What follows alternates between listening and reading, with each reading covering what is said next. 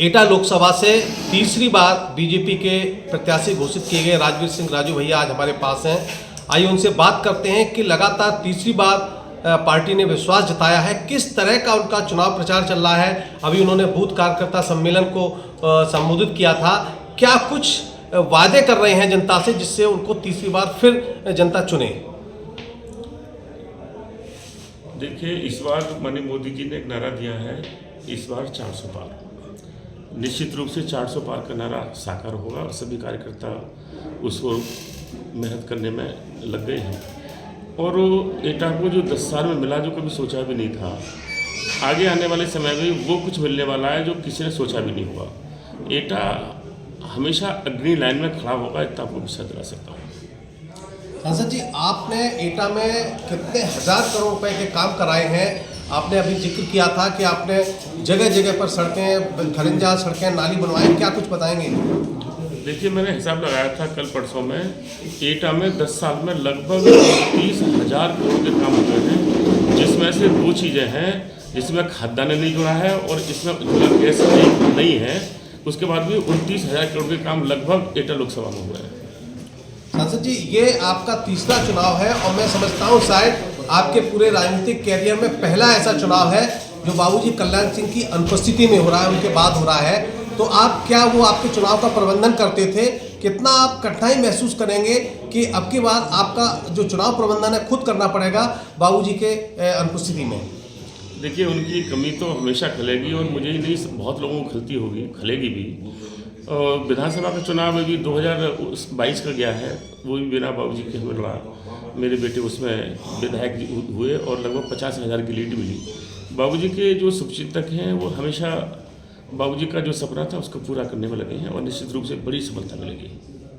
सांसद जी, एटा जनपद में खासतौर से ये भी कहा जा रहा है कि कुछ विरोध के स्वर उठ रहे हैं। कुछ लोग कह रहे हैं कि कुछ चुनाव लड़ेंगे आपके सजाती लोग ही, ऐसी खबरें मीडिया अखबारों के जरिए आ रही हैं। तो आप क्या सोचते हैं कि ये कुछ असर नहीं करेगा?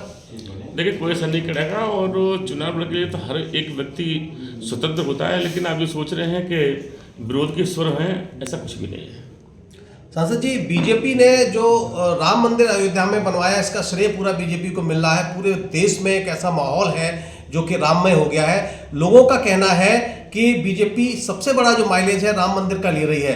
तो आप क्या कहेंगे? चूंकि बाबूजी कल्याण सिंह मंदिर आंदोलन से जुड़े रहे, आपका पूरा परिवार जुड़ा रहा, तो कितना कुछ इसका फायदा मिल रहा है बीजेपी को, जैसा कि विपक्ष का भी आरोप है?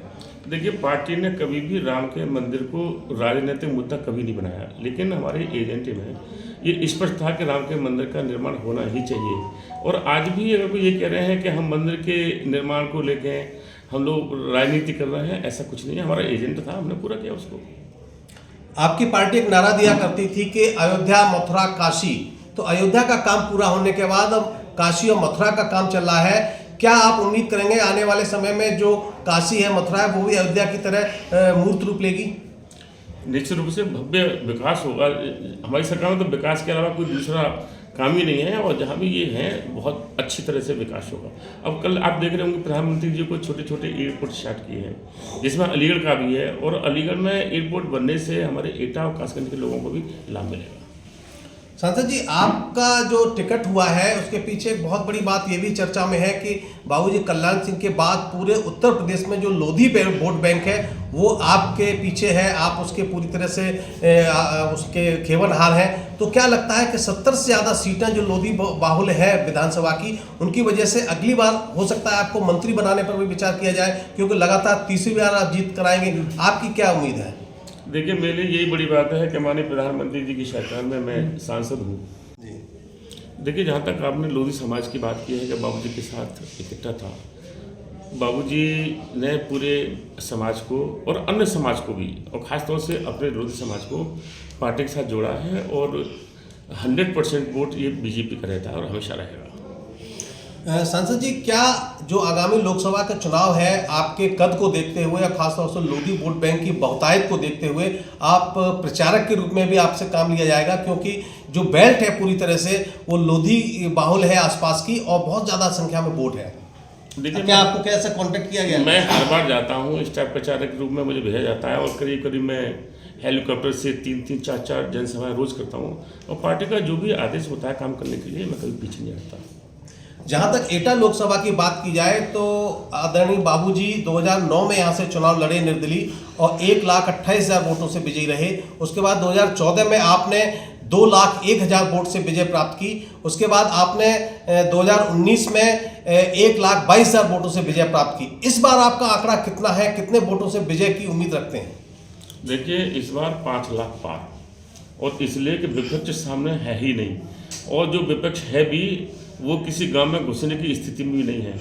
2014 के चुनाव में जितना वोट पार्टी को मिला, उसके बाद में 2017 के चुनाव में जितना मिला, उसके बाद में 19 में जितना मिला, उसके बाद में अभी 22 में जितना मिला, ये लगातार वोटों परसेंटेज पार्टी के पक्ष में बढ़ती चली जा रही है। और 24 के चुनाव में ये मान के चलना कि कोई गाँव ऐसा नहीं बचेगा जिसमें हम 60% वोट ना लें। संसद जी, इस बार समाजवादी पार्टी ने आपके खिलाफ जो उम्मीदवार उतारा है देवेश शाक्य को, वो शाक्य बिरादरी से आते हैं। माना जाता है कि शाक्य बिरादरी कमिटेड वोट रहा है बीजेपी का, तो क्या लगता है कि इस बार शाक्य वोट कहीं ना कहीं बीजेपी को नुकसान पहुंचाने की स्थिति में है? नहीं, देखिए पार्टी के साथ जो वोट जुड़ा है वो खाली एक बिरादरी से नहीं जोड़ना चाहिए, विचारधारा से जोड़ना चाहिए। और शाक्य वोट है, अदर कास्ट के जितना भी वोट है पार्टी को बड़ी संख्या में मिलेगा। और इस बार सबसे बड़ी प्रसन्नता की बात है कि मुस्लिम समाज के लोग, जाटव समाज के लोग भी पार्टी को ज्वाइन कर रहे हैं और वोट देंगे। इससे भी बहुत बड़ी सफलता मिलने वाली है। अभी आपने महाराणा विधानसभा का एक बूथ कार्यकर्ता सम्मेलन को संबोधित किया और आपके संबोधन में कुछ नाराजगी भी दिखी। आपने कहा संख्या बल कम है और बीजेपी नारा देती है जिसका बूथ उसका इलेक्शन। तो क्या संदेश देना चाहेंगे आगे? और कठिन कार्य करने की जरूरत है और ज़्यादा मेहनत करने की जरूरत है क्या?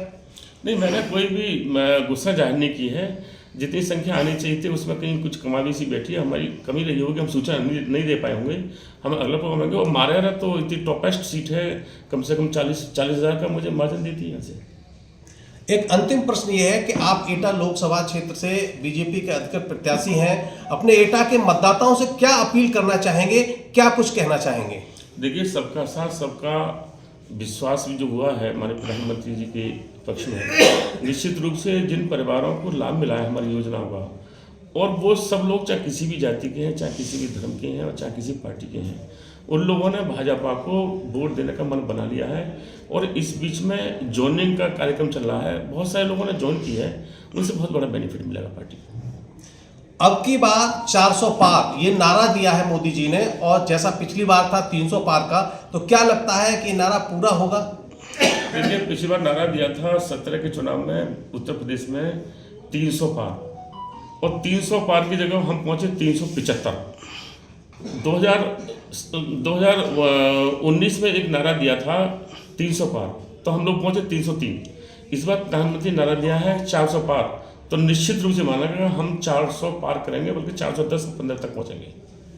तो ये थे एटा से तीसरी बार लोकसभा का चुनाव लड़ने जा रहे सांसद राजवीर सिंह जी, जिन्होंने एक कदम और आगे बढ़ते हुए कहा है कि इस बार 410 या 15 तक संख्या पहुंचेगी और मोदी का जो नारा है 400 पार का, वो हर हालत में पूर्ण होगा।